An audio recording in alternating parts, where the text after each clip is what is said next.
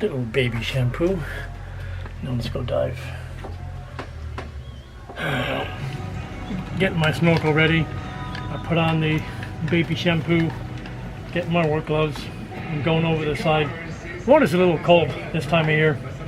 Too cold for me to enjoy it. I mean, I was just swimming a couple weeks ago, so it's not that bad. But I didn't count on doing a swim this morning. But it's my own dumb fault. And I'll try to demonstrate this here and show you overlay pictures. But when I enter port, especially when I know where the dock, how the dock configuration is, and I knew what mooring lines I was going to need, I had all the mooring lines pre-staged, tied to the cleats, ready to throw to the guys on the dock, or if necessary, for me to step to the dock with them. And I did all that, and that usually works really good. But just as I was approaching the dock, unknown to me, one of the lines from midships going forward, a spring line, it fell in the water. I drove right over it, and I heard the engine, the pitch change in the engine, and before I could stop it, the engine stopped itself. So, anyway, in the words of my friend Ron, if you're going to be stupid, you better be tough. So I'm going to go ahead and get this cold water dive over with right now. Anyway.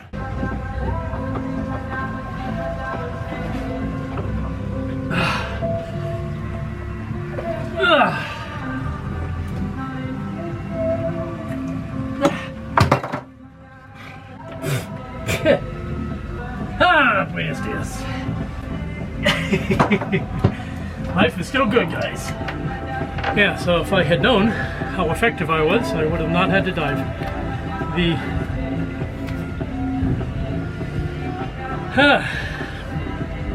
Because when I rotated the engine backwards, the line came off 100%, so it was just laying on the bottom. So the propeller's already clear, I didn't have to touch it.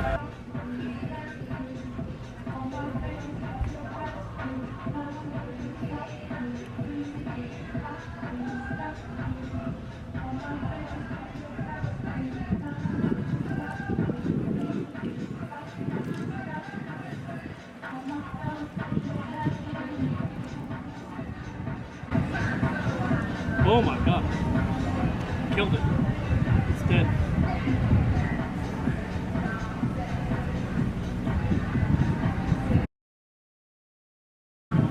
It's dead, Jim. This healing cockpit, I'm getting salt water and dirt everywhere. Oh, damn it. Okay, so this is why you don't get your dumbass close to propellers, and I killed the line. Only about a meter of it, and it's a long line, so when I killed it, it just ripped it to freaking shreds. This is the loop I was going to just throw over the bollard on the dock, and so I had it pre-staged hanging on the rail, but it fell in. So I don't, this is all. So you see it all turn blue. That's bottom paint, and then this is where it would hit the propeller. So, I mean, it just chewed it up. This is why you stay the hell away from propellers, even little guys. One of the viewers, Elaine, you're out there, you mentioned that my outboard, the inability to have a neutral position, in the, no gear shift, whatever you want to call it, that has a strong potential to cause injury one day. So I'm going to put, the wind is calm now, so I'm going to practice with the dinghy more to improve my skill with that dinghy and the outboard, but for now I'm going to wash the boat down, and I'm going to cut this line right here, right upstream, and then I'll whip it later today. And then we'll just discard this, but we'll...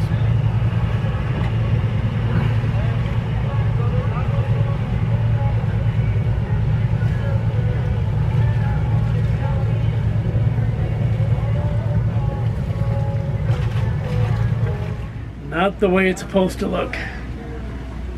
And all because we're freaking stupid. Okay, let's get busy.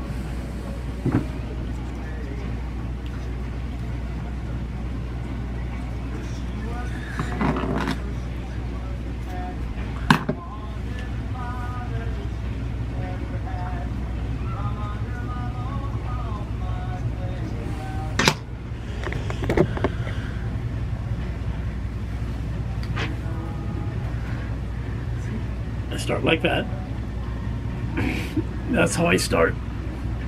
Pinch it and then just start wrapping around the side, the end away from the loop. I do 3 turns away from the loop, and then I begin heading back towards the loop. But instead of loop, I think I should be saying a bite. B-I-G-H-G. I don't know.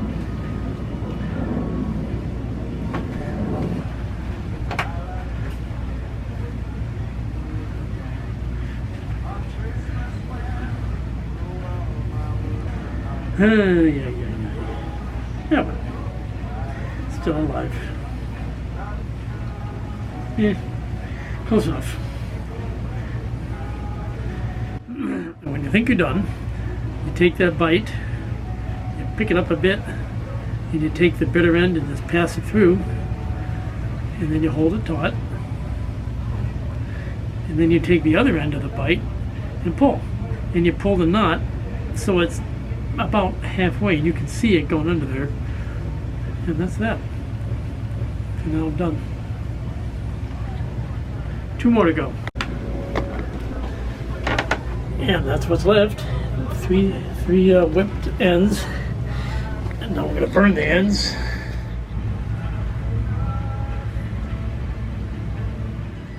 One really funny thing is that once I whipped an end and then I burned it right off.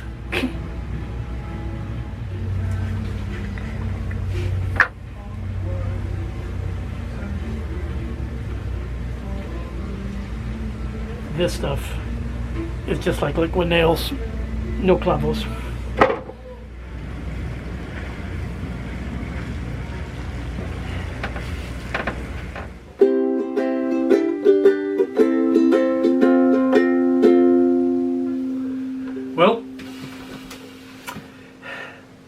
Well, first thing I'll say is that the ukulele is not something I'm intending to play professionally or become a recording artist on.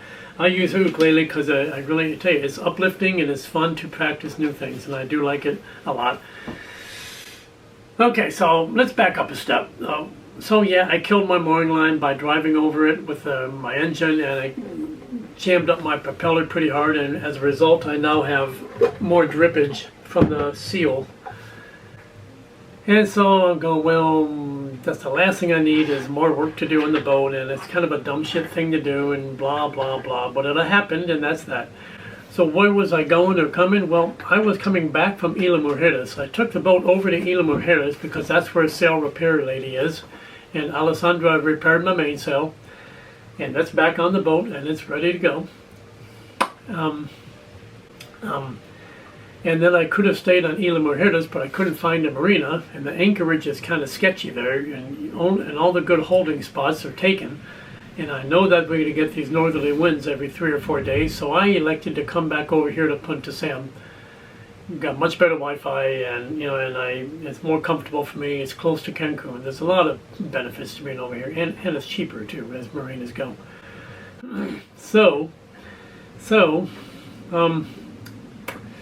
My status is officially waiting on weather. Let's take a look at the weather picture. And I don't want to be a bell tapper, and I can't miss it. So the question is, how do you go northeast this time of year? And it's a question of weather patterns. So let me show you what I'm looking at right now. Cool. Okay, so this is what my television monitor looks like right now. And you'll see, following the mouse, I'm over here now on the right. This is Predict Wind, and it's a split panel screen showing 2 different models. This is a PWG model, this is a GFS model, and that is the right now conditions. Right now. Although these northerly winds haven't quite hit just yet. I mean, it's close. Over here is an isobaric chart. And thank you, David, for putting me on to passageweather.com. I hadn't heard of that website before. But they actually provide old school isobaric charts and the old school, wind maps. But you can see they're telling you the same thing. These are, wind vane directors, and they'll tell you the same thing, is that the wind is coming out of the northwest pretty briskly up in this region, and it hasn't quite hit here yet when this was made. So I'm looking at the low pressure system. So I talked before about a low pressure system which would bring me northerly winds, which I thought would get me to the Cayman Islands. Well, that's all true. If it hadn't been for the rough seas, I'd have probably been to the Caymans by now. So right now there's a low pressure system on the Florida Panhandle. That's the center of the low. And with a low pressure system, you're always going to get roughly counterclockwise winds. So the winds are going to swirl around it like that. And that's what you see as the present conditions here. Okay, and when this line is hitting us, we call that a cold front. At least that's what I call it. And so right here you can see the current conditions are the cold front is blasting through, and it is past us now. The worst of it is past us, and that we had thunderstorms a little bit earlier. The wind shift hasn't quite hit us yet. It's almost dead calm out there right now, in fact. And it's got the hazy, misty rain right now. The heavy rain is gone, the thunder is gone, and this storm is moving on to go. In the summertime, it'd be causing tornadoes in Florida, right? You know, these heavy thunderstorms that people in Florida know so well. So that's what we're looking at now, and I'm asking, well, what happens after that? And now I clicked go on the scrolling bar, and you can see this is giving me predictions. So end of day today, it'll look like that. And going into Monday, the winds turn green, which is a lower strength. So it should be a beautiful day tomorrow. Honestly, nice, gentle northerly winds. Now look at the model on the right. That's a GFS model over here. That's showing almost dead calm winds, and it's showing the winds veering to the northeast tomorrow and going into Tuesday. And I'm going to freeze it right about here. So when Tuesday is done, it looks to me like I'm going to have easterly winds by this model, easterly winds by this model. And I'm going to change models real fast just to show you, because they're not all the same. These are all the choices you have, 6 different models. And you'll see the European model, the ECMWF, shows the same thing. That's a high pressure there. The low pressure has already moved on, and this is where the next low pressure is forming. You can see it there, and you can see the same thing showing here. So that's a low pressure system that's much higher in latitude. And I'm thinking, well, maybe we can do some business. And I let this thing go, and now they're both showing me going into Wednesday. And I'm looking at the winds locally. I can do about 100 miles a day, 60 to 100 miles a day, if the winds are brisk, faster, you know. So I could go north for sure, and I could go a little bit east. The current's going to carry me this way, and if I'm close to Cuba, the current will carry me that way into the Gulf Stream. And the question is, where am I going to be in 2 days? 2 days I'll be in this region. So that's how I do my weather planning. In 2 days, where am I going to be? If I'm close to Cuba, I could duck into there and take safe haven. But if I'm stuck out here by Friday, I'm going to press pause again. So that's the end of the day, Friday. This is where I'm going to be. Somewhere here facing pretty stout winds. And that's in the European model. GFS says this. Northerly winds, not so much. A big difference here. This one's showing the center of the low moving down and slowing down. The GFS shows it going much faster, so that's why the winds are from the north in this model, which makes me like this one better. You know. And then, you know, I can pop back to a couple other models and see if they, you know, how far different they are. And this is what I spend my time doing, guys. It's not much of a life, I guess, but so when you get more than 3 or 4 days in the future, you know, you're kind of getting into pure guesswork. So, okay, so you've seen this jumble of information that's available online. So I use windy.com. I use predictwind.com. I check out passageweather.com. That's where the isobaric charts are. And you can go to any number of places to get the right now radar situation. And I really don't do that too much, because if I want to know what it is right now, I go outside and look. So the question is, what am I going to do with respect to sailing? So I could go straight north and follow the Gulf Loop current into almost the center of the Gulf of Mexico, but not a good place to be if you know that there's these cold fronts blasting through, bringing 35 knot winds every 4 days. I'd be stuck out there. I'd get stuck in the middle of the Gulf when a cold front blasted through, and then I'm going to be in trouble. Again, because I have a hard time being on the boat in heavy seas by myself because there's no one else to take the wheel. So I'm kind of waiting for weather. What I'm going to do for the next couple of months is kind of unclear. One option, and I might be forced into it, is that I could be here waiting on weather for 2 months, waiting for the general weather pattern to be more favorable and it gets safer and easier sailing up to Florida. That's possible. It's possible that a perfect opportunity may jump in front of me in 2 days, and I need to keep the boat ready for that as well. So if I'm going to be here 2 months, there's a lot of things I want to get done on the boat. And I'll start with the potable water system, for instance. There's things I can do in the cockpit. There's a lot of things I can do in the boat. I just need to choose jobs that can easily be stopped and put away to enable me to go to sea on 1 day's notice. Because that's the thing. Once you get a forecast that looks reliable among all the models for 4 or 5 days, and they all tend to agree, then I need to check out with immigration and I need to go. And I need to be quick about it. So you can't have a 3-day clean up on the boat. So I'm keeping the boat stowed for sea and every day, and everything is always put away every day so I can cast off and leave the dock on a moment's notice. And so with that, I will wish everybody well, and hope you remain as a subscriber, and I'll see you next time. We'll close out the video at the end with some footage of my dinghy testing. So with the dinghy, real quick, it's not an inflatable boat. It's not which I kind of like. I like inflatable boats, but this one rows better. This one can be sailed. It's a great dinghy in many ways, but it's kind of tender, a tippy, very, very tippy. And I weigh 180 pounds ish, about 85 kilos, and when I move my weight to the very aft end of the boat, I feel uncomfortable. I feel like the thing is going to go bow out of the water and just sit there and be unstable. And I got to get past that, because the only way I can operate this outboard is by being back there. So I either need to build a bunch of extender handles for the outboard, which is what I can do, or I need to get real comfortable with the dinghy and the weight distribution. That's what I'm going to do today. So we'll go see how that goes.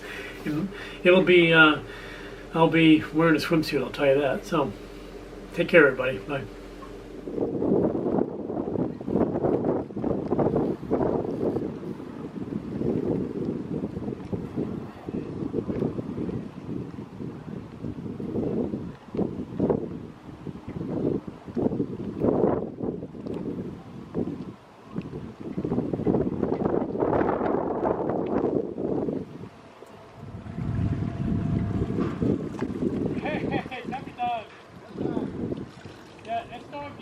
No problem with the Escapee clima, radio clima. No, Vente del Norte, no bueno.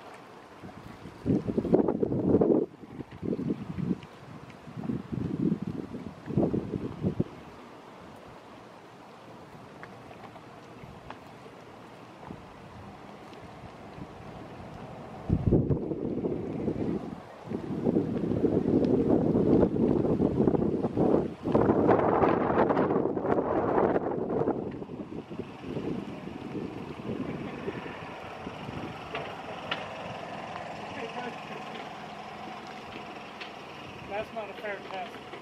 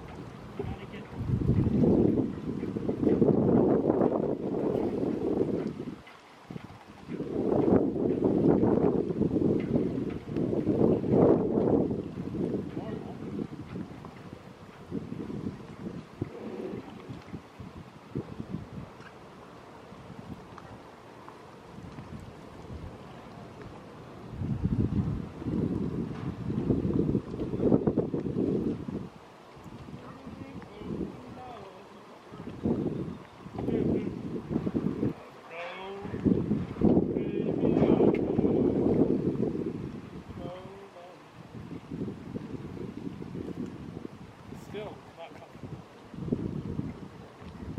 How heavy is that boat?